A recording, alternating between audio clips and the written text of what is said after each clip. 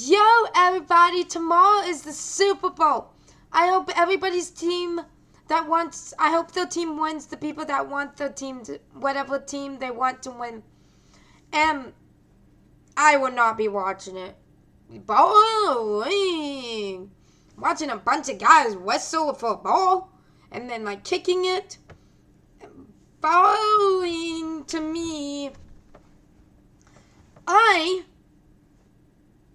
am going to be busy because for Wizard in the 850, I have to clean my place tomorrow. Well, I don't have to do anything. It's my place, but it needs to look half decent. So, yeah. And so that is that. Look, I'm being crazy. I love being alone. I have fun alone. Yeah. Let's walk the house. Yeah. Look at me. I don't know if my boyfriend's gonna be able to handle me. I'm kind of wild at times. And I sin just like everybody else does. You know what's hard to smoke? Is weed. I know. I'm not such a goody good anymore.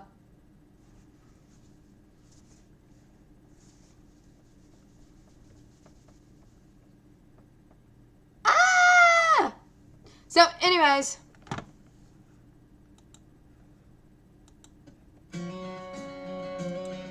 Ten things not to say to your boyfriend.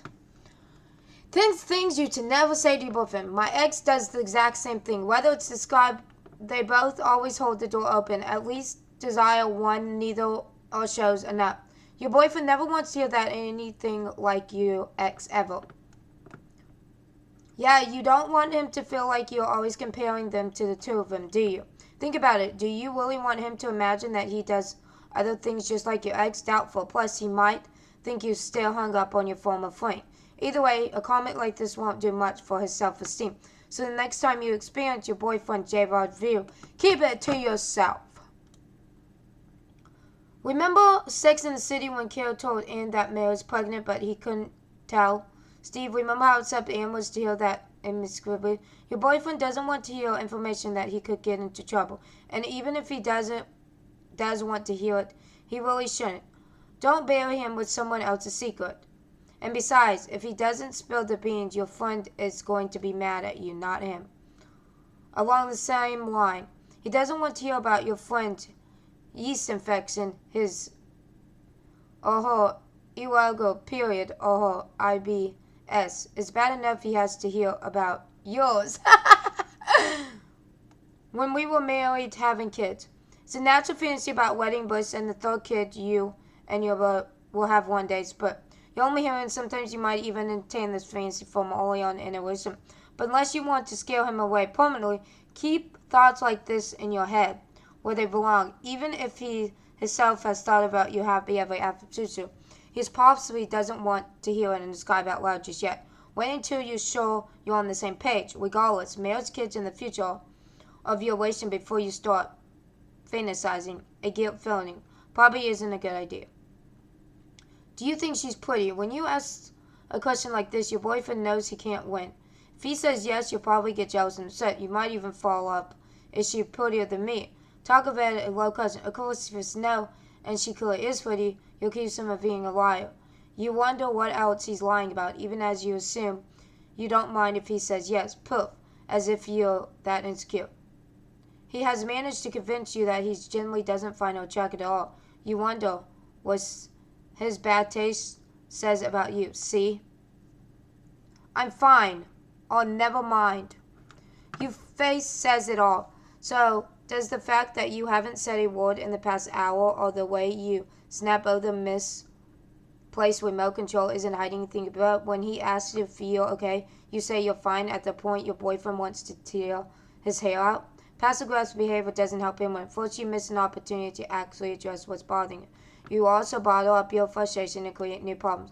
by the time you actually try to tackle what's really bothering you, you're both too upset about too many things to consistently discuss it.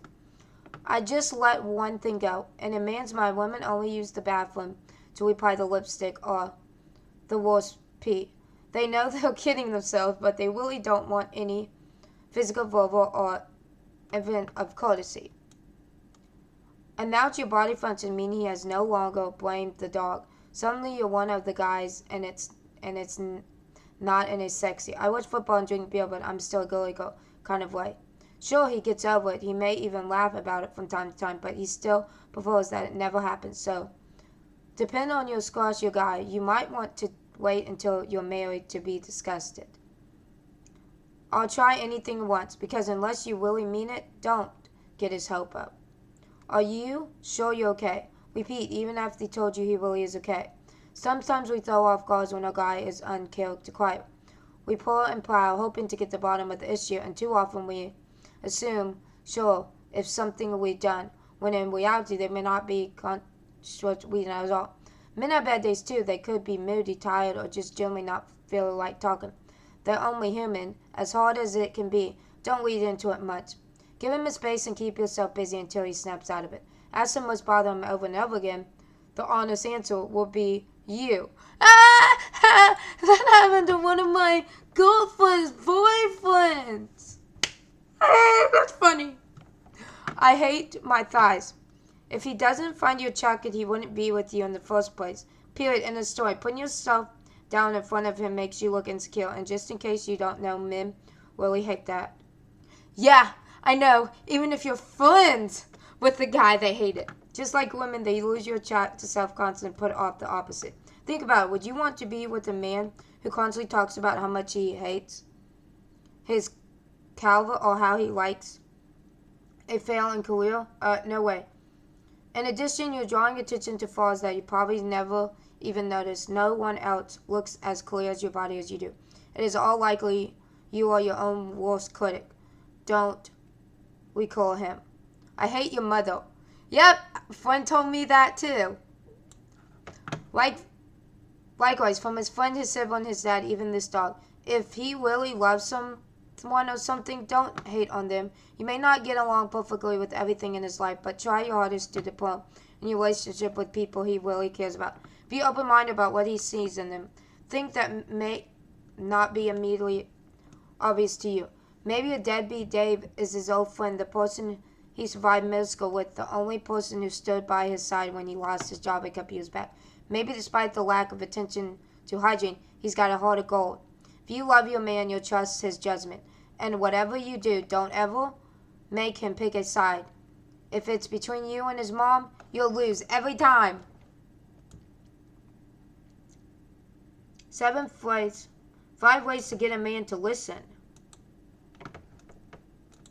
Should be interesting. One of the most common places I hear from women is that men don't listen, but if at work when their good ideas are ignored or at home when their spouse always forgets them, she'll tell him, why can't men listen? They can if you follow these 5 steps. Okay, what are the 5 steps? Speak loud enough. Men don't hear as well as women. For real? For real? Honestly, it starts at birth and continues through life. This was first proven study and research through his South background. They hear different countries through life. It explains why a woman may feel her boss or coworkers or husband is yelling at her when he thinks he isn't, or why teenage boy men love loud music surround sounds. Okay, there's number 1. What's number 2? Get their attention. Try to discuss a topic with your spouse when he is watching the most exciting part of the football game, the last hole of a golf tournament, or is in the middle of some project he has been working on. It's totally ineffective. Try to discuss an issue with a male boss or coworker when he is stressed out, working intensely, or on his computer backpack. It's quite unprotected. If you want them to listen, choose a time when you can get their undivided attention. For your spouse, try over dinner or after the program is finished, or whenever the distraction has reduced. Or your boyfriend, doesn't have to be husband.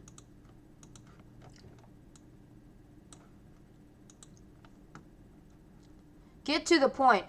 Women can spend an infinite amount of time beating around the bush. Most men, especially in business, want the bottom line. You have to learn to say what you want in 30 seconds or less. If more discussion is needed after that, at least you have got the impact reason defined. In a business or office, females who have trouble getting to point to think its bullet means make an outline with quick, effective words to state your point. If you need to think a problem through or work something out by talking about it, go to a woman first. Then, when you have your path defined, seek out the myth.